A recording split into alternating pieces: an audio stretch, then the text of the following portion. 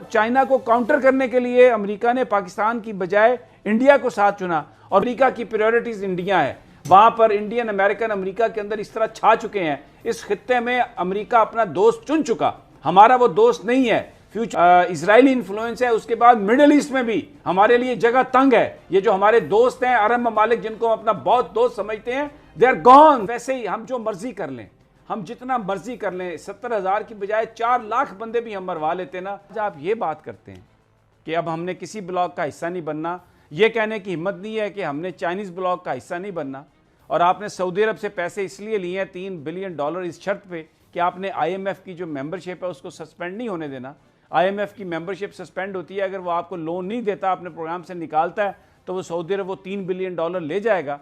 तो आज आप ये कह रहे हैं कि अब हमें किसी ब्लॉक का हिस्सा नहीं बनना, हमें इन दोनों को करीब लाने की कोई आप you are mixing oranges and apples. वो आज तो चाइना और अमेरिका आपस में राइवल हैं, बिल्कुल सामने है राइवलरी, और चाइना को काउंटर करने के लिए अमेरिका ने पाकिस्तान की बजाय इंडिया को साथ चुना। और वज़ीर आज़म साहब ये कह रहे हैं, वो चाइना जो ये कहता है कि पाकिस्तान पर हमला हुआ तो वो चाइना पर तसव्वुर होगा हमला, और कश्मीर के हवाले से सिक्योरिटी काउंसिल में जो भी डिस्कशन होती है, जो भी बात होती है, वो इसलिए मुमकिन होती है कि चाइना उस पर बात करता है। हम ये कह रहे हैं कि हम किसी ब्लॉक का हिस्सा नहीं बनेंगे।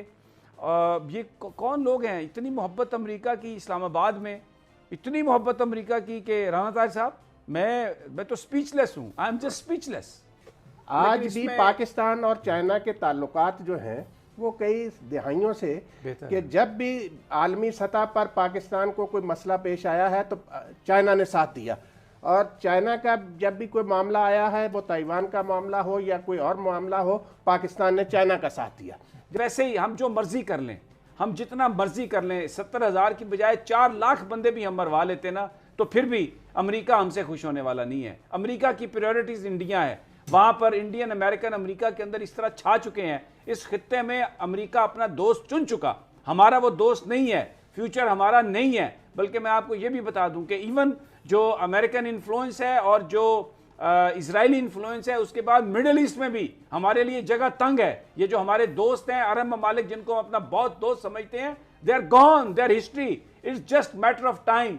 पाकिस्तान को अपने पांव पर खड़ा होना है, और हम खड़ा कैसे हो सकते हैं जब यहां पर हमारी इक्तिसादी हालत को बदलने के लिए एक ही वो चीज है, और वो है CPEC। अगर वो सारे इंडस्ट्रियल जोन बने, अगर वो सारी इन्वेस्टमेंट यहां पे हो, और अगर यहां से पूरा जो सेंट्रल एशियन स्टेट्स तक रास्ता जाए, तो वो जो तिजारती रास्ता है वो पाकिस्तान की तरक्की, पाकिस्तान की इक्तिसादी तरक्की की वो जमानत है। और वज़ीर आज़म की ज़बान लड़खड़ा रही है, वो ये नहीं कह पा रहे कि हम चाइनीज़ ब्लॉक का हिस्सा नहीं बन सकते, और वो ये कह रहे हैं कि हम किसी ब्लॉक का भी हिस्सा ना बने। एक ऐसी एक सिचुएशन है जो मैं ये समझता हूँ कि इसकी, और CPEC स्लो हो चुका है, पूरी दुनिया ये कह रही है। CPEC पर काम जो है इस वक्त उस तरह से नहीं हो रहा। हमें कोई कितने पाकिस्तान के डेलीगेशन ने चाइना गए हैं और चाइनीज यहाँ पर आए हैं, CPEC के हवाले से एक लल है, एक खामोशी है, सवाए चंद कंकॉक्टेड खबरों के अलावा हमें कोई चीज़ मिलती नहीं है।